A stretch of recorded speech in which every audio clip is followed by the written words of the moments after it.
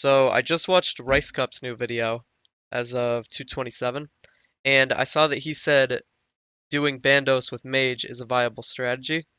So I'm gonna figure out how to do that, and then I'm gonna go there and I'm probably gonna do a few kills, because he was getting like 20 plus kill trip. I don't have exactly what he had or anything, but I should be able to do it with the gear that I have, and I'm 94 Mage, so it's not like it matters. Before I start, these are my stats so far.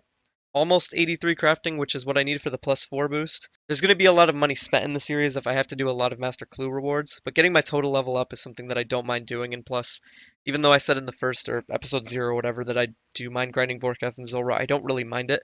And if I get those Dagannoth King diaries out of the way, I would not mind grinding out Dagannoth Kings for like 2,000 kills each. This is the updated Excel spreadsheet of the boss kill counts. Nothing's really changed since the last video except for Dagannoth Supreme and Dagannoth Prime. The only reason that those were at 100 is because my friend wanted to kill Rex, he's an Iron Man, and he wanted me to lure the other ones. So I was killing Prime and Supreme for him while he was luring Rex over and killing him. Now, I didn't put any of the clips in this because I didn't get any good drops from either of them.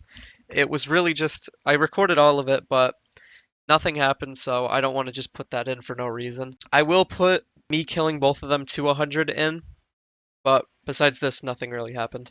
So right now we're going to finish off 83, and then we're going to go straight to Bandos. So let me just get all of those out of there. Alright, that's smashed out literally a minute later. So I'm an idiot. I forgot that I have the Guthix cape, so I don't have a god item, so I have to use the Unholy Blessing and Tacets while I'm walking around in there. This method didn't work at all for me. I was trying to freeze him, it wasn't freezing. I was trying to shoot him with the trident and it wasn't working. I was barely getting any hits off on him. There were a few times where it was going pretty well, but I think that was only because my D Warhammer hit him on one of the specs. Overall, I'm probably going to come back with melee until I can figure him out, so that I can practice doing the minions per flicking better. Because if I don't have that down, I feel like this method is going to be pointless if I'm just getting attacked by all the other ones and getting hit a lot. I was getting hit by the melee minion as well, since he just follows you around. And then once I get better at that, then I'll come back with mage. But it was just awful, so I'll do melee next time. I'm gonna do my Jad task, and then we'll come back to killing bosses. This is why blowpipe at Jed is too easy. Like, you just hit him so frequently with such high hits that the healers can't even out-heal my hits. They took forever to walk over, and then by the time that they got here, he was already pretty much dead. Yep, I'm out-hitting them. Wow, what an easy kill. Jesus. Kill one of the healers. Oh, what did I just see over there? Alright, let's exchange that cape for the chance at the pet. You're not lucky. It's pretty funny, I was AFK majority of the time that I was like waiting around. I was eating pizza. I was probably eating pizza for a good like 5-10 minutes. Which means that this could have been shaved off a lot more. That would have been my personal best. That was really quick, Jad. The healers all got stuck. Oh my god. You know what time it is. We're going back. We're going back. We're going to get a bunch of kills. Let's go. We're going to try out this setup. I'm going to bring a whole bunch of things specific for each gang. Oh my god, that's back to back to back. What is going on, man? Okay, well, Supreme used to be the one that gave me no RNG, and now he gives me back to back to back Archer Helms. It's not the best drop, but that's pretty insane. I've never had a back to back to back drop ever.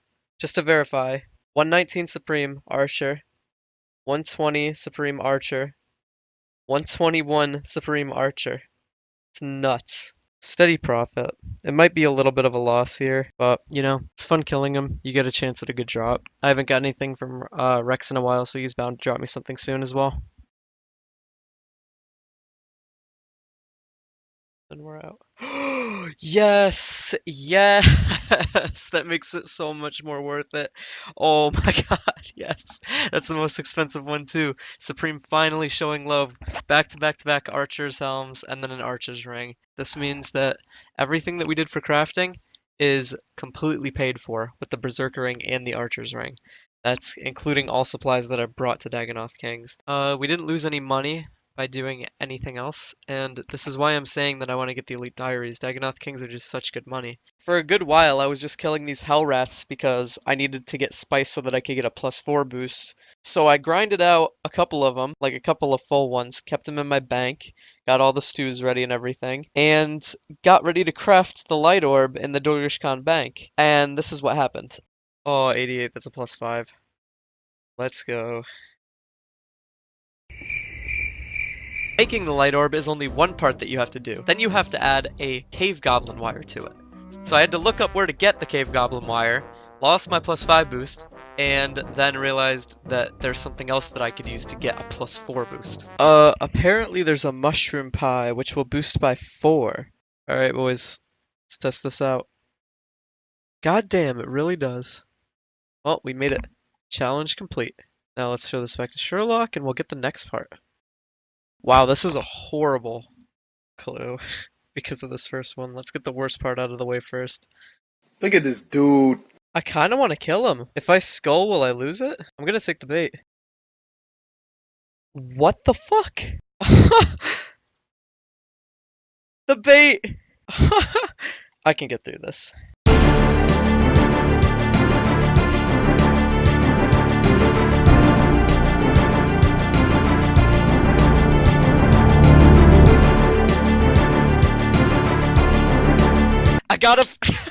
I got away. I knew it was bait, but like, how could you resist? After finally getting the first, second, and third piece of the clue, it told me to speak to Sherlock again. Yeah, that is an 88 smithing requirement, and right now I'm only 70 smithing. I'll grind out a bunch of Vorkath. That's gonna be a lot of money. After getting that really high requirement clue, I wasn't sure what I was gonna start doing. So I did the birthday event, and I liked it a lot. I got to see the Zuck display, and it gave me motivation to start going back to doing bosses. Alright, we're gonna try to kill Scorpia here. Let's see. I don't really know what I'm doing much. We'll figure it out as we go.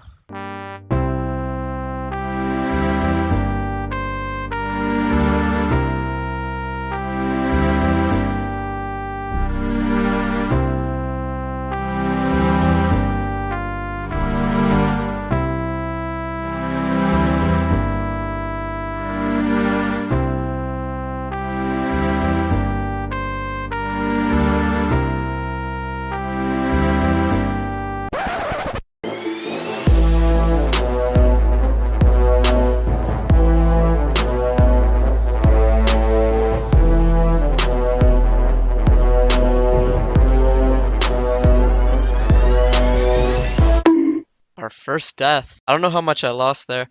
They got me for full runes though.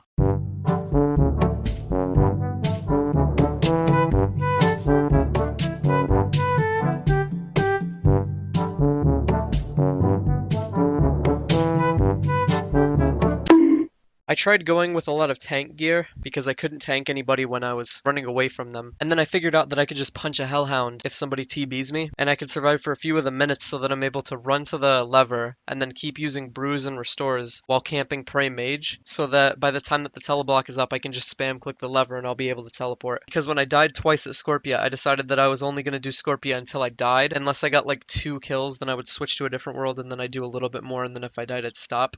So I either die once or die twice, and depending on how much I feel like it, I'll stop doing a wilderness boss. I don't know if that's going to be specific towards Scorpia just because it's deep wilderness and obviously more dangerous, but I'll figure it out once I start doing Venenatus and Callisto more. And then I just got bored of killing Scorpia. So then I just went to do a different Slayer task. And I don't have the clip, but I ended up getting Gargoyles. This should be the last one, unless I have to kill another one. Not a bad task. I got a Superior out of it as well. Oh, that's a good one!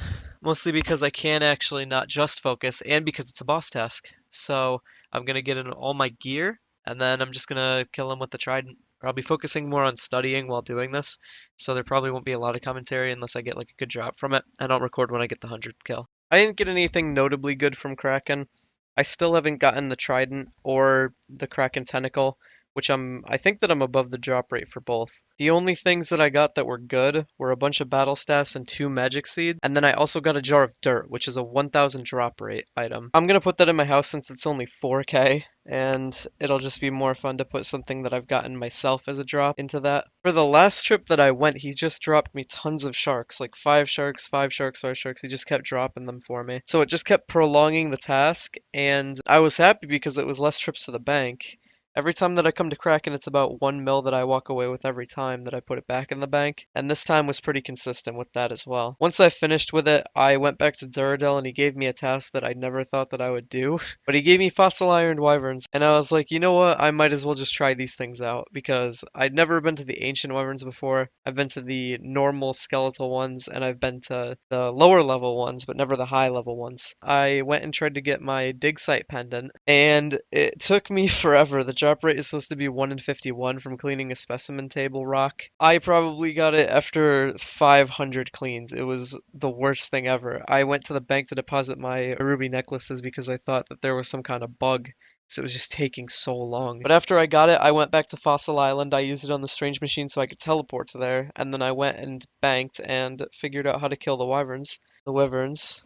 I don't even know how you pronounce that. And at first I tried to use the Dragon Scimitar and it was so bad. So then I used the Abyssal Tentacle and it worked really, really well against them. For a special weapon, I brought a Dragon Warhammer after I saw somebody else using it. And overall, it was a really fun task. I'll probably end up doing those. I'm not really hunting for their variant of the Dragonfire Shield, but I'll kill them because not only do they drop like decent stuff, but they also have that chance of dropping that item. And since the regular Draconic Visage is like 8 mil now, maybe even less, that one is 20 mil, and the one for Vorkath is around 100 mil now, which really sucks because I sold mine for 35 mil back when I got it. But it was around that price, nothing I could do about it. So every time that I get a Fossil Wyvern task, I'll probably end up going. It probably took me like an hour or a little over to kill all of them, so it didn't really take me that long. After finishing that Fossil Wyvern task, I went to Barbarian Assault for no real reason. I've got to get my torso back, but I wasn't really going for it, and I stayed at solo attacker for an entire game for however long it takes to get to Queen. I'm not really sure how long it was, but it was a fun little detour. Then I went to go and get my goldsmithing gauntlets since I'm going to need them to smith everything at the blast furnace until I hit either 83 or 85 smithing. I don't know if I'm going to go for a +5 boost yet. Got my next Slayer task, and it was something that I just unlocked a little while ago. Avian Seas. I can finally start doing Kriara as a boss. I don't know if I'm going to do all 184 there, or if I'm going to do some on the regular Avian Seas, but I know that to get the 40 kill count, I probably will not be doing any Avian Seas. Got 3 ecumenical keys, and then probably in not so good an order, that's when I decided to do the Wilderness Diaries. I wanted to get at least the easy and medium out of the way, because if you get easy and medium, it gives you a 1 out of 60 drop rate for ecumenical keys, even if you already have 1, because the regular drop rate is 1 in 60, then once you get 1, it goes to 1 in 70, then once you get the next one, it's 1 in 80, but after easy and medium, it's a flat rate. Plus, after the medium ones, you get to own 4 ecumenical keys. Getting those diaries was actually really fun, too. I thought that I was going to hate it because I thought the challenges were harder, but I had to run through all levels of the wilderness to complete it, and it just felt like an adventure because I was running around every single part. It was a little bit frustrating, but in the end it felt like I completed a challenge. That's all done, and now every single ecumenical key that I'm going to need is in the bank. So on the next episode we'll be starting and possibly ending one of the God Wars bosses.